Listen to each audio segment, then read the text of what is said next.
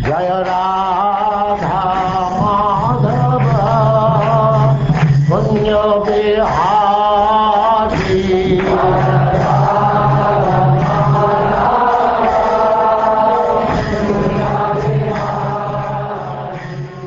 And now chapter 18, Lord Vamanadeva, the Dwarf Incarnation.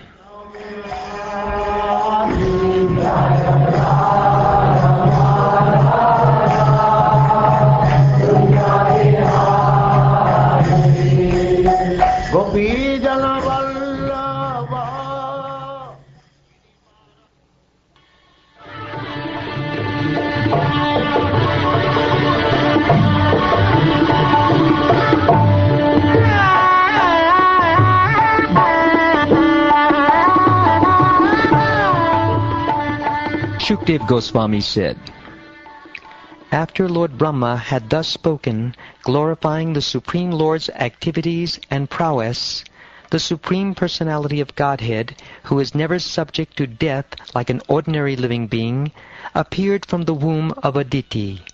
His 4 hands were decorated with a conch shell, club, lotus, and disc. He was dressed in yellow garments, and his eyes appeared like the petals of a blooming lotus. The body of the Supreme Personality of Godhead, blackish in complexion, was free from all inebrieties. His lotus face, decorated with earrings resembling sharks, appeared very beautiful, and on his bosom was the mark of Srivatsa. He wore bangles on his wrists, armlets on his arms, a helmet on his head, a belt on his waist, a sacred thread across his chest, and ankle bells decorating his lotus feet. An uncommonly beautiful garland of flowers decorated his bosom, and because the flowers were extremely fragrant, a large group of bees, making their natural humming sounds, invaded them for honey. When the Lord appeared, wearing the Kaustubha gem on his neck, his effulgence vanquished the darkness in the home of the Prajapati Kashyapa. At that time there was happiness in all directions, in the reservoirs of water like the rivers and oceans, and in the core of everyone's heart. The various seasons displayed their respective qualities, and all living entities in the upper planetary system, in outer space, and on the surface of the earth were jubilant. The demigods, the cows, the Brahmins, and the hills and mountains were all filled with joy. On the day of Shravana Dvadashi, the 12th day of the bright fortnight in the month of Bhadra, or August-September, when the moon came into the lunar mansion Shravana, at the auspicious moment of Abhijit, the Lord appeared in this universe. Considering the Lord's appearance very auspicious, all the stars and planets, from the sun to Saturn, were munificently charitable. O King, when the Lord appeared on Dvadashi, the 12th day of the moon, the sun was at the meridian, as every learned scholar knows. This Dvadashi is called Vijaya.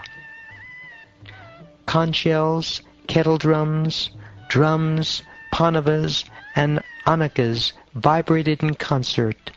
The sound of these and various other instruments was tumultuous.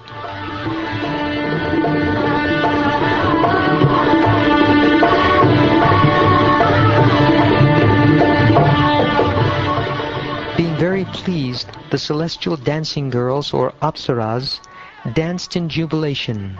The best of the Gandharvas sang songs, and the great sages, demigods, manus, pitas, and fire gods offered prayers to satisfy the Lord. The siddhas, vidyadharas, kimpurushas, kinnaras, charanas, yakshas, rakshasas, suparnas, the best of serpents, and the followers of the demigods all showered flowers on Aditi's residence, covering the entire house, while glorifying and praising the Lord and dancing.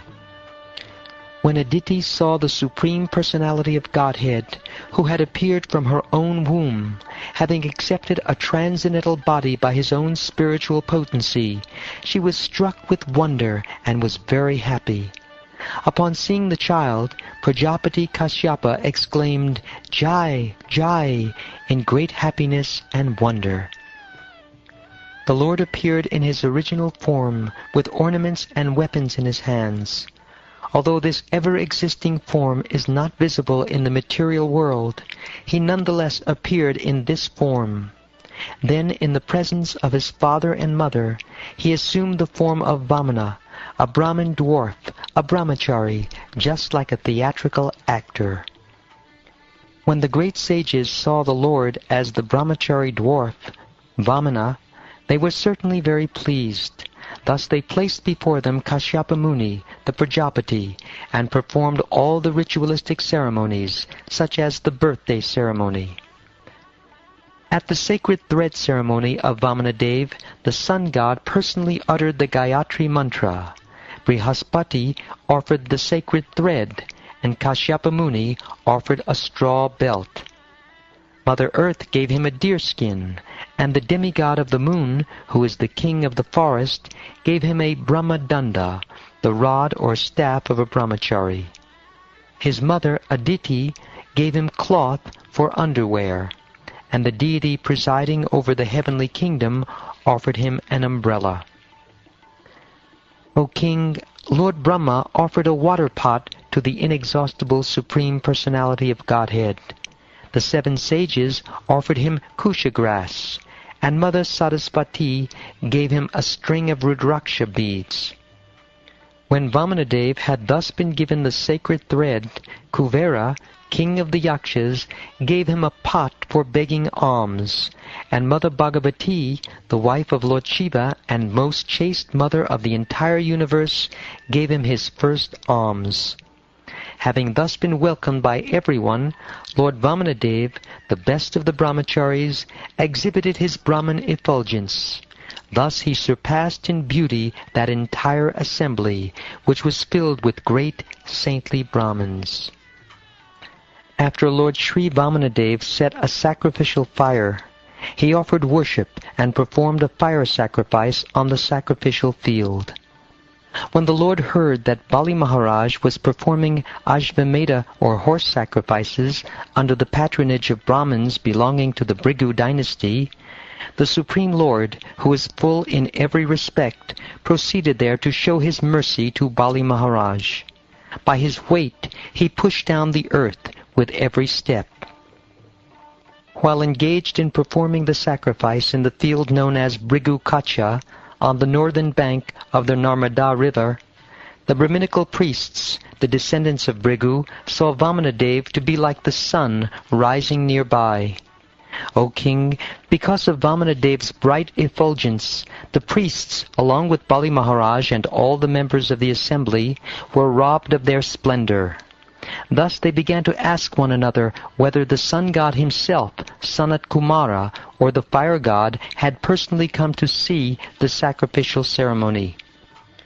While the priests of the Bhrigu dynasty and their disciples talked and argued in various ways, the Supreme Personality of Godhead, Vamanadeva, holding in his hands the rod, the umbrella, and a water pot full of water, entered the arena of the Ashvamedha sacrifice. Appearing as a Brahmin boy, wearing a belt of straw, a sacred thread, an upper garment of deerskin, and matted locks of hair, Lord Vamanadeva entered the arena of sacrifice. His brilliant effulgence diminished the brilliance of all the priests and their disciples, who thus stood from their seats and welcomed the Lord properly by offering obeisances. Bali Maharaj, jubilant at seeing Lord Vamanadeva, whose beautiful limbs contributed equally to the beauty of his entire body, offered him a seat with great satisfaction. Thus offering a proper reception to the Supreme Personality of Godhead, who is always beautiful to the liberated souls, Bali Maharaj worshipped him by washing his lotus feet. Lord Shiva, the best of demigods, who carries on his forehead the emblem of the moon, receives on his head with great devotion the Ganges water emanating from the toe of Lord Vishnu. Being aware of religious principles, Bali Maharaj knew this. Consequently, following in the footsteps of Lord Shiva, He also placed on his head the water that had washed the Lord's lotus feet. Bali Maharaj then said to Lord Vamanadeva, O Brahman, I offer you my hearty welcome and my respectful obeisances. Please let us know what we may do for you. We think of you as the personified austerity of the great Brahmin sages. O my Lord, because you have kindly arrived at our home, all my forefathers are satisfied.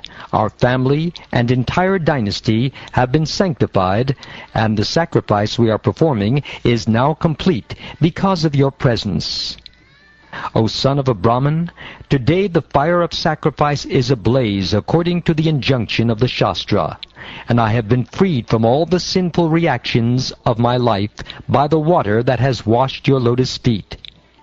O my Lord, by the touch of your small lotus feet, the entire surface of the world has been sanctified.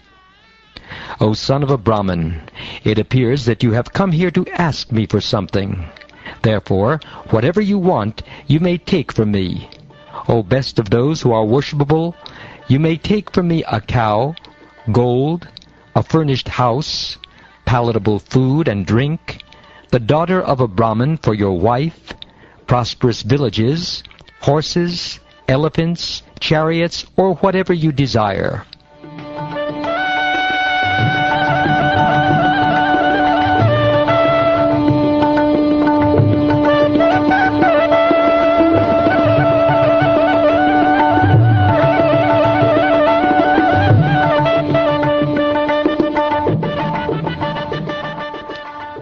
Thus ends the 18th chapter of the 8th canto of the Srimad Bhagavatam, entitled Lord Vamanadeva, the Dwarf Incarnation.